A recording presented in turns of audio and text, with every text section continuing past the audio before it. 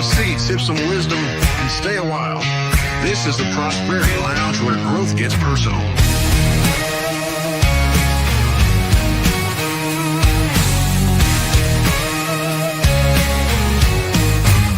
Step inside, we're breaking chains.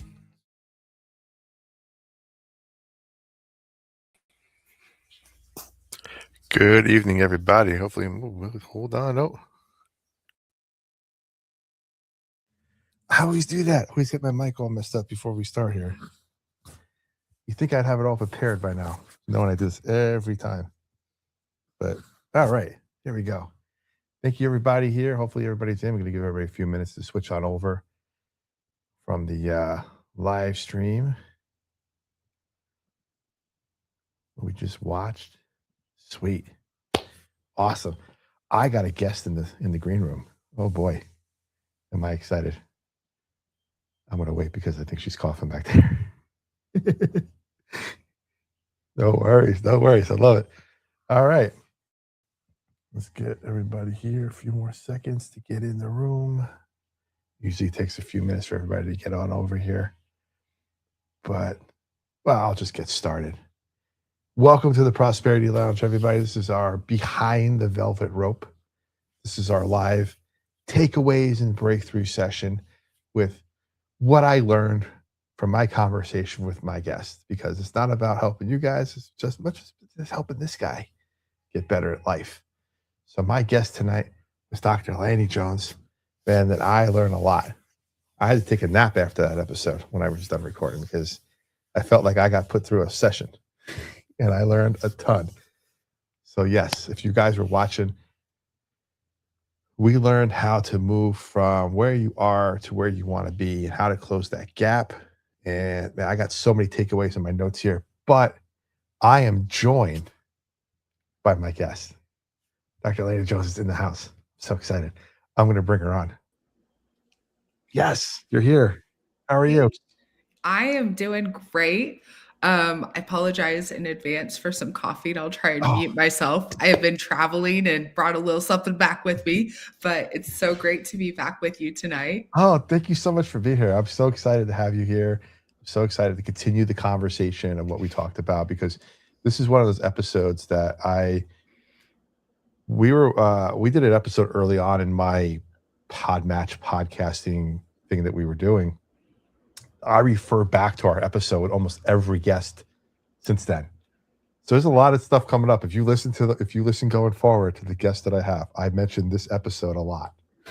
That's awesome. I love that. Things that we learned, like the lessons I learned, but how to be better of a person and better as a coach and a steward and a listener and just a better person, just a better me. So I appreciate it giving me that time in the lounge to help me out. Hey, it's a two-way street for all of us. Yes, absolutely. Hi, Hudson. We got a bunch of people coming in the chat here. How y'all doing?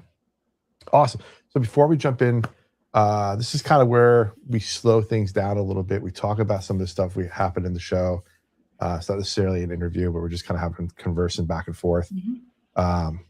Like to say what hits after the camera's off, and just kind of have that conversation of what I learned. So, what one of the things in it was, and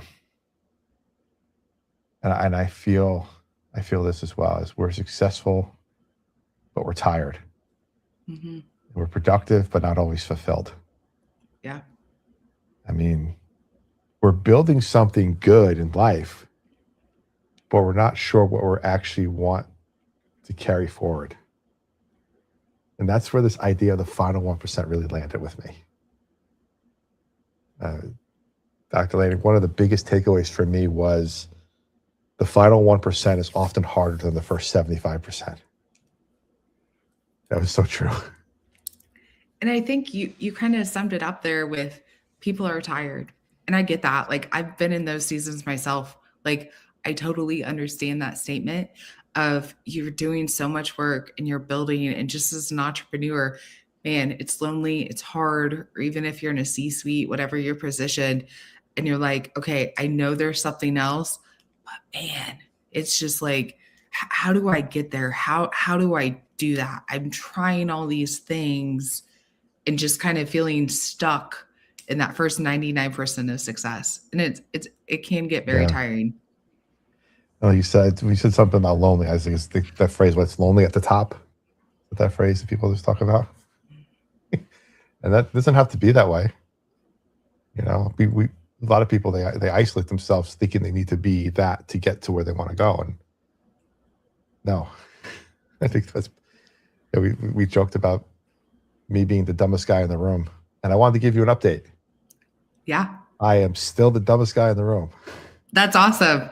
I applaud you for that. That's a good place to be. That is a good place to be. There hasn't been anybody new behind me yet, so I'm still there. But I revel in it because I'd rather be the dumbest guy. The dumbest guy in that room is like exponentially the smartest guy in like 99% of the rooms. And I've come to that conclusion because, man, the people that are around there are just. Anyway, I digress. Toot my own horn there for a second. One of the things we talked about too was fueling that first 75 to 90%. A lot of it's adrenaline, right? We have to prove something. We're hungry to do something. It's not necessarily about the final 1%, though. And that's not about effort. That's about identity. And there's a real difference between doing things to get somewhere and doing things because of who you've decided to become. Yeah, on that first like bulk, the majority, the 75%, wherever that is, oftentimes you do have some sort of roadmap. Like there are clear KPIs or metrics, or how do you build this? How do you do this? Even going back to, do you need some formal education for it? Do you need to go get that first business loan or line of credit? Like whatever those steps are, there's often a general map. But with that last 1%, it's not quite so obvious because it's a lot of the mental work. It's the identity piece. Mm-hmm. Like you said, it's not so clear cut or obvious, because if it was, everyone would be doing it, or more people would be doing it than they are. And so, yeah, it's not the simplicity of just go do X, Y, and Z and poof, there you are. Yeah. It's also the most exciting time is that first 75%. Or whatever. For me, building a business is like, it's like Christmas morning, unwrapping gifts. I'm excited.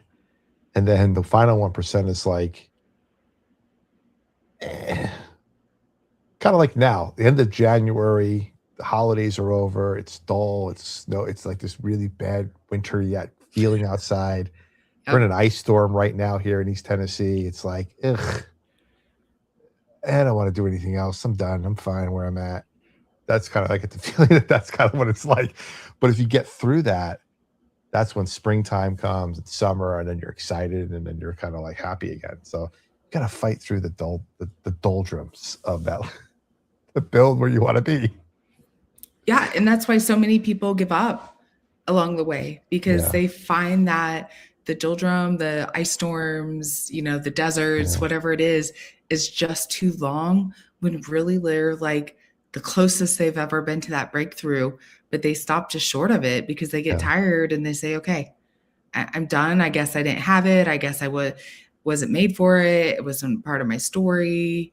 Mm-hmm. And then they just walk away from everything they've been working so hard for. Yeah. Once you kind of settle down from all the excitement of growth, you have to start answering the hard questions of, why am I really doing this? Who am I building this for? What am I, if I'm saying yes out of habit, not purpose? Mm-hmm. That's when you start getting uncomfortable. When you have to start answering those internal questions. Really like, why? I've had to do that recently, actually, with the podcast, because we're growing so much. And I'm just going through the motions of interviewing and putting episodes out and trying to inform, educate, and also entertain, that I'm tired sometimes. And I sit there and go, why am I doing this? And then I get a nice comment or something, and I'm like, oh, that's why I'm doing it. And so you start asking those questions, and it's like, okay, no, I want to live in the 100% of this. So I've been changing what's up here. Thanks to you. Well, I thank you for creating the space to have these conversations. Because yeah, a lot of people, when you say like you're a psychologist, I've definitely had to work through that with some of the leaders I've worked with, like where no organization has brought me in because they're like, I don't need a therapist. And I'm like, okay, we don't hide the fact that I'm a psychologist, but I am not here for your therapy. So you're in luck that you don't need a therapist, and that's not what we're doing here. Yeah. But Because if you did need a therapist, this session would cost you a lot more than we'll charge you right now. Oh man. Second breakthrough I had. Second breakthrough is we don't fail, we default. So another moment that really stuck with us when we talked about default wiring. Yep. You know, we're designed to seek comfort, efficiency, familiar patterns. Mm-hmm. And a lot of us sometimes think of it as a weakness, but it's not, it's survival. And what happens is what we don't understand is that growth lives outside of that default setting. And most of us don't want to leave our comfort zone. Yeah, because that takes a lot of work to get out of your default settings, which is why habits don't stick. We've just passed the quitter's day, you know, for New Year's resolutions, right. Where most people have given up by the time because they go to the default because it's the path of least resistance. And when other areas of life are harder, requiring more effort, okay, this wasn't a critical piece. They don't see it as this wasn't something that had to get done today. And so then it just falls to the wayside. Another thing falls, and then we're right back to where we started. Yeah, we start telling ourselves, this is good enough. I'll circle back later. Now it's not the right time. I'll wait to the beginning of next month to start. And then what we end up doing is we slowly are trading our intentional growth for just a comfortable. I wrote this down. It's not on me, off the top of my head. We trade intentional growth for comfortable competence. Thought that was pretty impressive. Thank you. No. But I see it all the time in business. I'm sure you do too with the leaders you're coaching. It's just kind of this comfortable competence of like, yeah, I'm fine where I'm at because I'm successful already. Some of these people, they live in this success, and we look at them as like, oh my God, I want to be so much like them because they're so successful. But they're not even in their 100%. They're comfortable where they are. They're scared to take steps. They're scared to make changes.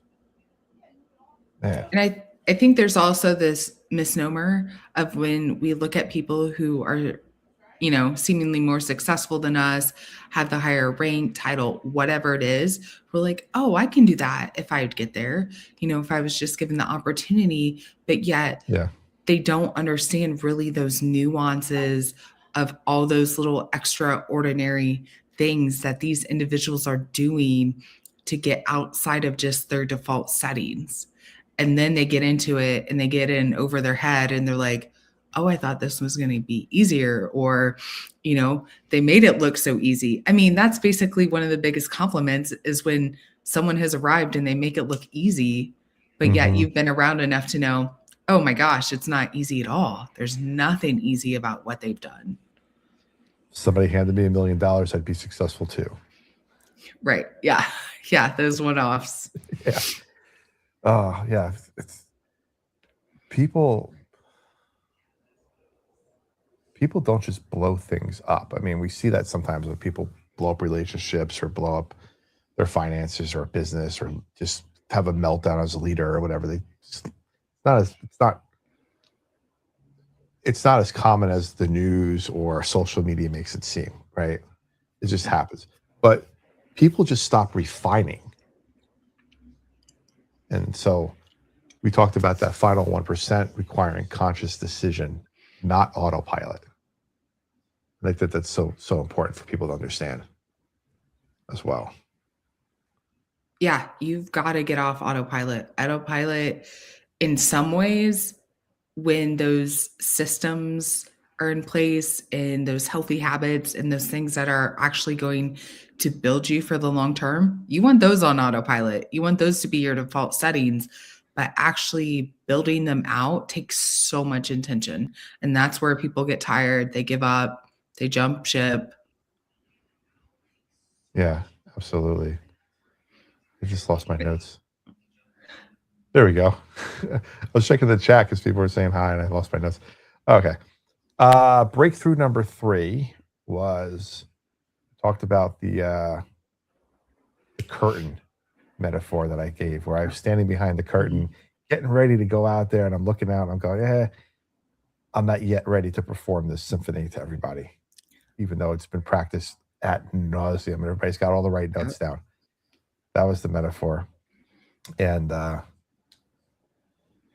man, I've been opening the curtain lately on this in this scene that I'm in now, and it's been great, Lani. Thank you so much for. I was going to say, give me a swift kick or a slap. Just words of wisdom. I'll say that. There we go. It's hard to open that curtain. It takes courage. It takes bravery. It's vulnerable. And so it's much safer to keep that curtain shut. We all want to do it. We all go through seasons of doing it. It is. Sometimes the curtain is nice and velvety and comfortable, and I just want to wrap myself in it. And, absolutely. Yeah. Or just not get out of bed in the morning. That's what I'm pretty much saying to everybody. So you have to get up out of bed. Actually, that's a great one, because sometimes, I don't know, I even think that sometimes you ever have that feeling where like you're laying in bed and you got to get up and you just have to go somewhere. And for all night, it was just so uncomfortable. But that moment you have to get up, all of a sudden the covers are just the most comfortable place you ever wanted to be in your entire life. You just don't want to move. It just hits you at that moment. Sometimes that's the difference between like, okay, there's a comfort level. Now I got to get out of that comfort zone and I got to get up and do my day and proceed forward. And sometimes you just hate it and you just can't wait to get back to comfort. Oh my gosh, absolutely. I'll be going through about my day, doing the hard things. I'm like, oh my gosh, it's taking so much mental energy. This is uncomfortable. Then I need like a 5-minute escape. Then I'm like, okay, we can go back to it. Just today, there were several things I was trying to work through, and I'm just like, oh my gosh, I want out of here. And so, yeah, I went, got some lunch, took a little escape, and then, all right, back for the afternoon session. Let's go. Yeah. So just normalizing that we all have those moments, regardless of what level we've got to, that make us uncomfortable, that challenge our skill sets, that we've got to, we can escape for a moment, but then get back into it. Absolutely. There's some points in our life and in our day where preparation turns into avoidance. And I know I do that a lot. Totally. Yeah. And that hits me. That's so honest to me, because there's definitely areas in my own life where I've been ready. I'm still waiting for permission from myself to succeed. But no one's going to open the curtain for me unless it's me. I'm the one. I can't hire a stagehand. I got to be the one pulling it open myself. So I got to get over there and do that. But I mean, I look at my, like, I'll give you an example because this is in real time here. Let me get my notes. This is everything I needed to do this week. Okay. This is my notes for the podcast. This is everything. This was like putting up our episode, editing it, getting it out on social media, promoting it, sending an email, doing something for tomorrow, doing this, recording this. I do a daily show every day, Monday through Friday at 9 a.m. It's like a 5-minute daily show. I got to record all those episodes, edit those. So I wrote this Sunday night, and I looked at it and went, oh my God, I am not going to get any of this done, and I feel like a failure. And then I realized, like, only 2 of these things have to be done by tomorrow. And then one thing on Tuesday, one thing on Wednesday, one thing on Thursday, one thing on Friday. They don't all have to be tomorrow. So that goes to like our scheduling thing that we talked about a little bit too, is like, I realized, okay, I'm preparing for the week. Mm-hmm. But if I look at this and go, there's too much here I can avoid, I'm just going to avoid doing it. Well, there's consequences to avoiding doing it. None of the episodes get put out. Like, viewership drops and people hate me. Or I can do it, but do it strategically and not avoid it. So, yeah. Permission to myself to succeed. There you go. Sometimes that's the most powerful thing you can do, is give yourself permission. Absolutely. Breakthrough number 4, or success inheritance is real. This might have been the most subtle but most powerful one I wrote down here, because we talked about the definition of success is inherited. We don't choose it consciously. We absorb it from family expectations, childhood environments, cultural norms, early wins and losses. And then we build our entire lives around a definition of success we've never actually questioned. Yeah. So let me ask you, and let me ask everybody who's watching and put in the chat, who taught you what success was supposed to look like? I'll give you some hints. Was it money, titles, being needed, being busy, being impressive?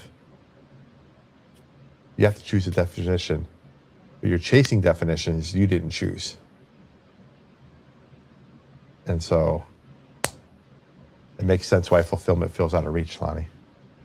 Absolutely. Yeah. Because we all have those ingrained belief systems that are operating even subconsciously that we aren't fully aware of. Like, how did I develop that idea? Why do I believe that?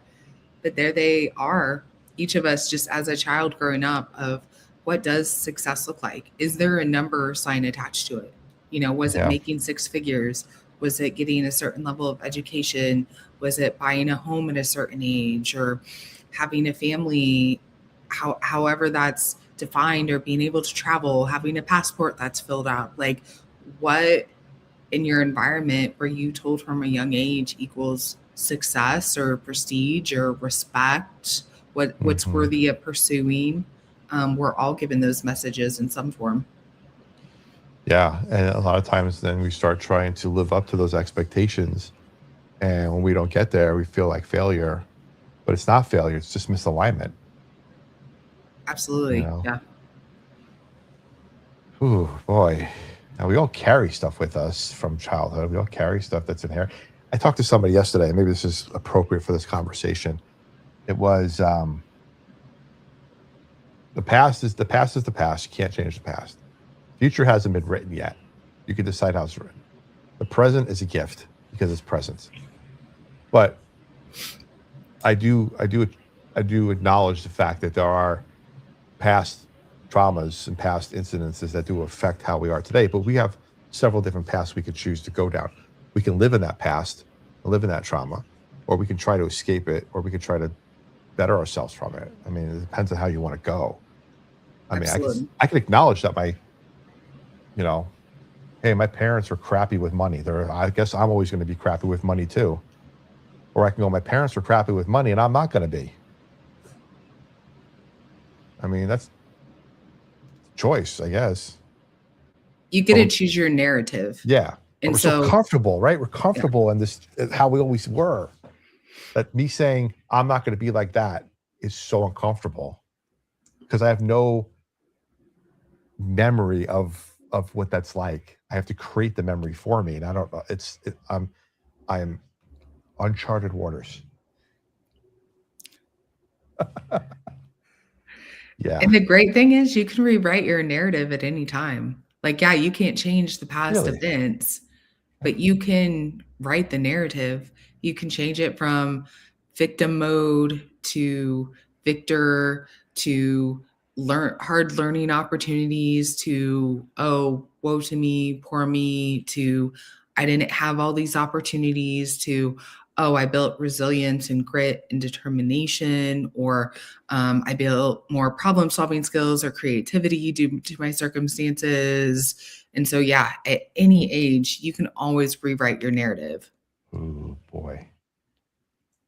I should have paid better attention in English class because writing is tough. Well, we've got lots of technology to help with that. If you want to make it auditory, you want AI to help you, like, you got a lot of options. All right. No excuses. Okay. Breakthrough number 5. How many breakthroughs did I write down, first of all? So you know. I was kind of curious too. I'm like, wow, we're still going on those. Okay. I got 6. I got 6 breakthroughs. Okay. Breakthrough number 5. Decision fatigue is a legacy killer.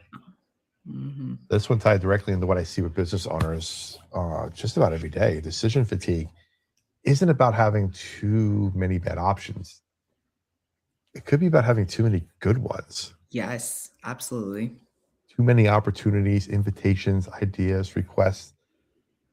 Without a clear filter, everything feels important, which means nothing gets the focus it deserves. Yeah. Oof. That hit hard for me. Hit hard.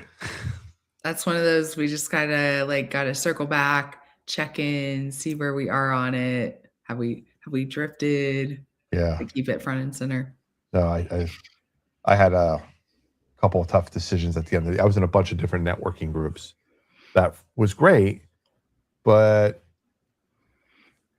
at some point they just weren't doing it for me where I needed to be.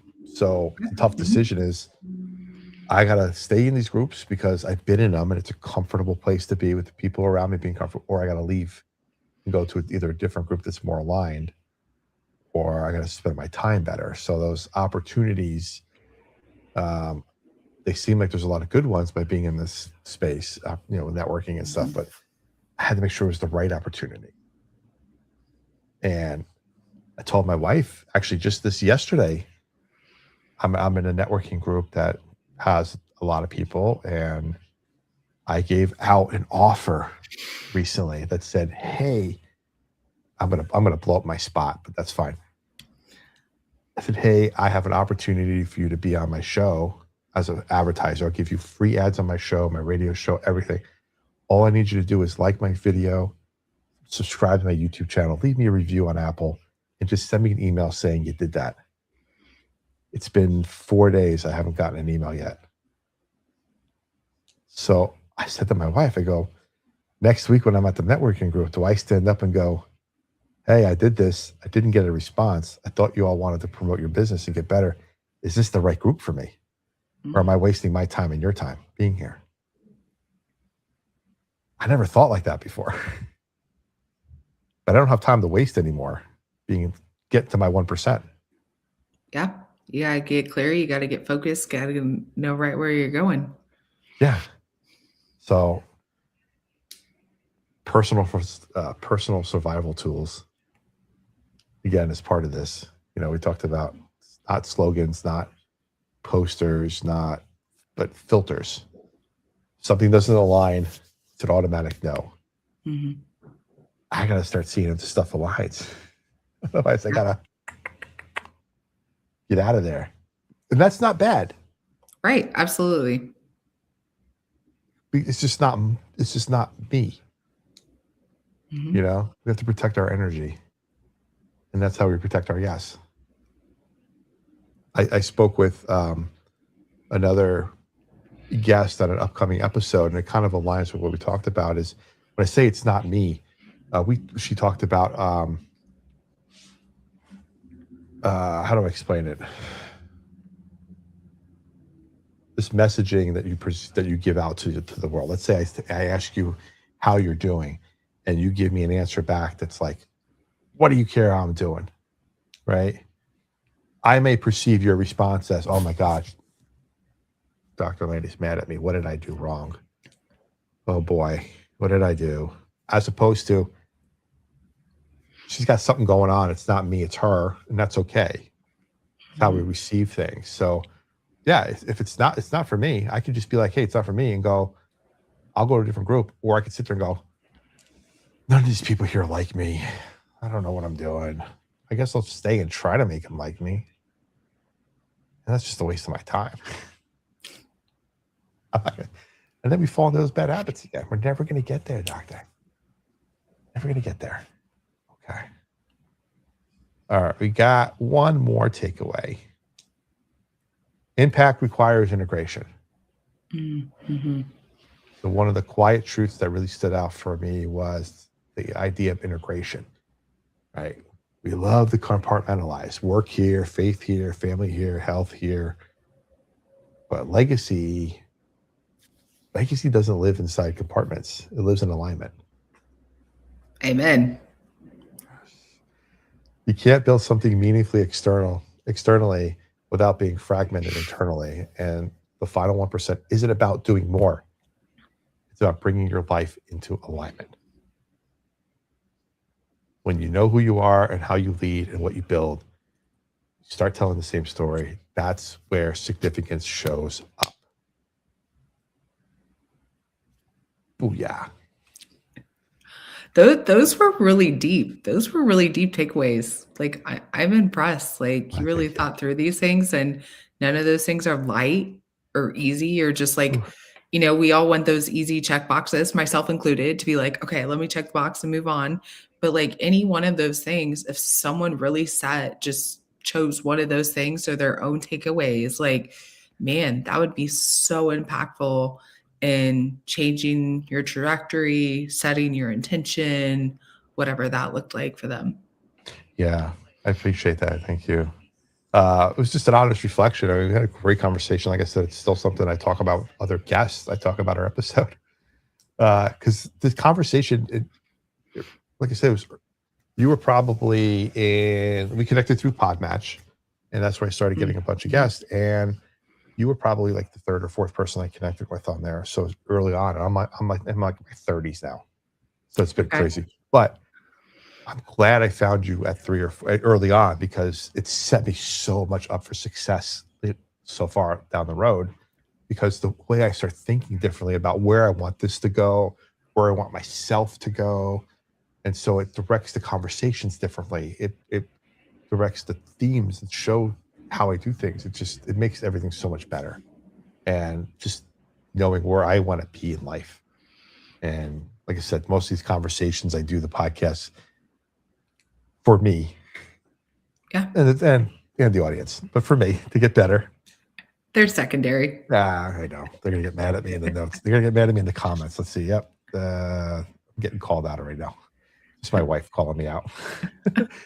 No, but I appreciate that. So, conversation, like I said, didn't want to make me hustle harder. It wanted me to choose more intentionally, to audit myself. Where am I defaulting? What voices have I given a seat at my table to? Which is very important to understand for people, because we give voices to the wrong people, and we give power to the wrong people all the time. And it's okay to do an assessment of yourself and the people around you and fire people from your life. Exactly. Yeah, you might need to fire them personally, professionally. Now, to be clear, I'm not advocating ghosting. Ghosting is like not a healthy behavior. Just throwing up boundaries out of anger, resentment, also not healthy things, but removing people quickly when you need to, when you go about it out of a healthy manner. Absolutely. Yeah. And stop treating the final 1% like an optional upgrade. Start treating it like the difference between success and legacy. Yeah, because it is. It definitely is. Now I'm going to do something here. I'm going to show up. See, I love doing stuff in real time because I just talk through what I'm doing here. We are going to share your website.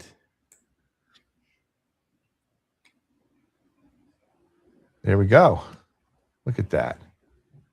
HBL Advisory Group. And it's Dr. Lani Jones. I see Lani, it's Lani, right? Lani. Yeah. Annie with an L. I know you told me that a million times, and I catch myself. I don't know if you caught myself a bunch of times, kind of like speeding over it, like Dr. Lani Jones. Like I didn't want to commit to one way or the other, just in case. Lani Jones, yes. So it's drlanijones.com. Here's your website here. Click on services. You got your start here. The complimentary 1-hour advisory session. God, I'm going to probably take you up on that myself. Alrighty. I look forward to it. We'll have fun. Absolutely. And then what I love down here is the free guide, the final 1% starter kit. We talked about that in the episode. I put the links in the chat. Have it here as well.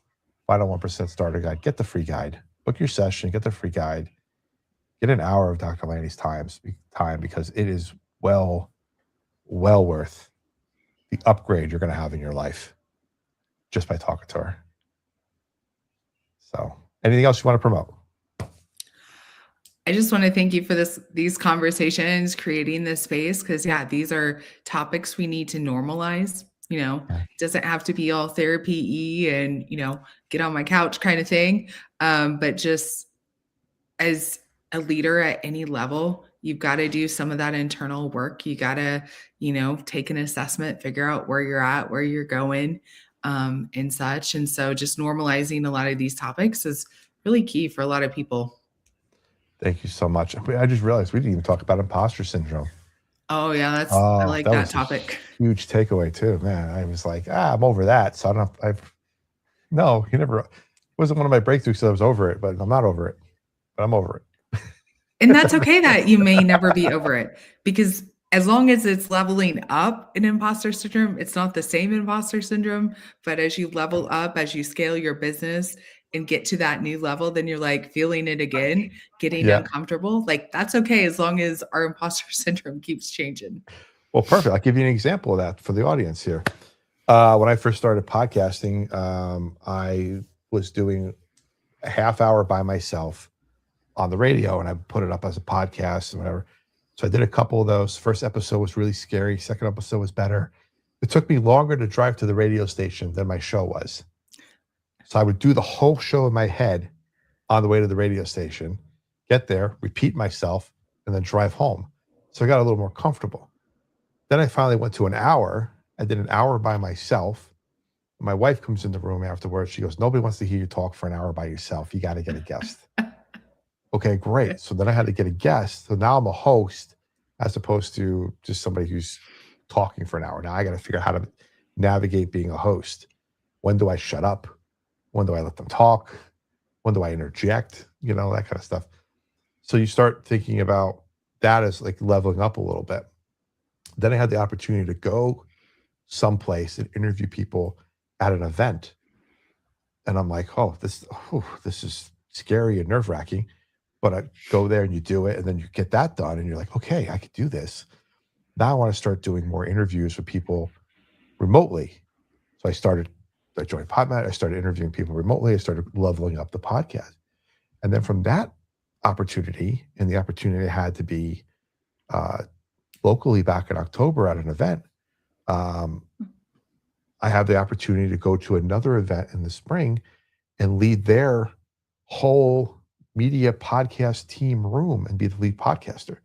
So yeah, I'm nervous about it, but these are these level up games that we're talking about, right? Absolutely. If I Yeah. just would have stayed at a half hour and been like, I'm so nervous to do everything else, I'm still feeling like an imposter with the whole thing. And I've actually have a meeting tomorrow with this woman about this whole event. So I'm like, but I know I'll be fine because we've had this conversation tonight. But you know, like you said, I could stay in one spot, or I could try to find opportunities that are a little uncomfortable, but are furthering me down the line to be, you know, where I want to be, or how I want to grow, or how I want the show to grow, the exposure, or just me growing as a host or a person. So yeah, totally. Leveling up each time. And taking the opportunity, I guess the other thing I would leave with people too is the uncomfort part of it is if you can kind of look at the potential no as a not right now, as opposed to a definitive no. Yep. You'll take risks. You'll take chances. Like I've emailed some people to come on the show that I would never have emailed before. Like there's no way this person's gonna even look at my email. And I could have thought that way and said, I'm never emailing them. Or I can go, you never know. The worst case scenario is they say not right now or no, but they've opened it and read it and they kind of know who I am. So send it. That's the leveling up we're talking about. That's getting out of that comfort zone and getting into that final 1%. Final 1% doesn't have to be pretty. It doesn't have to be all yeses, like we said, but it's about doing things differently than what we've been doing in order to level up our game, get there, and help further us along. Thank you so much. Thank you so much for being here. Thank you so much for stopping in and hanging out in the live afterwards. It's awesome. Really appreciate that. Yeah, this was a lot of fun. I enjoyed it. I love how you do these releases. I'm like, wow, that's just like some extra fun, some more conversation. So that's great. Yeah. Well, thank you everybody for being here at the Prosperity Lounge. Of course, thank you to my co-host this evening, Dr. Lani Jones, for joining us. The final 1%. You got our website, drlanijones.com. Get that free assessment guide. Get on her calendar. Talk to her. It's an hour of your time that'll change your life.